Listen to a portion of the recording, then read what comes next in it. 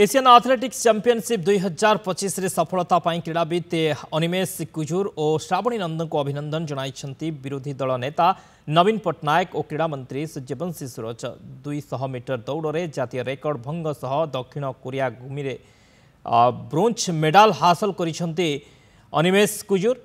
Asia championship रे medal हासिल करिबारे अनिमेष द्वितीय भारतीय होइछंती। राज्य तथा देश पई सफलता हासिल अभियान जारी रखिबारु शुभेच्छा जनाइछंती विरोधी दल नेता नवीन पट्टनायक। ते भारतीय महिला रिले दलर समस्त क्रीड़ाविद मानक अभिनंदन जनाइबा सह समस्तंकर उज्जवल भविष्यत पई शुभेच्छा जनाइछंती क्रीड़ा मंत्री सूर्यवंशी सूरज। एशियन एथलेटिक्स चैंपियनशिप रे क्रीड़ाविद माने सफलता हासिल करी आम पई गर्व और गौरव अर्जन करिछंती। अंतर्जातीय स्तर रे ओडिया क्रीड़ाविदकर चमत्कार प्रदर्शन पई आमे गर्वित। यह सफलता भविष्यतर समस्त क्रीड़ाविद मानक निश्चित भाव प्रोत्साहित करिवो बोली कहिसंती।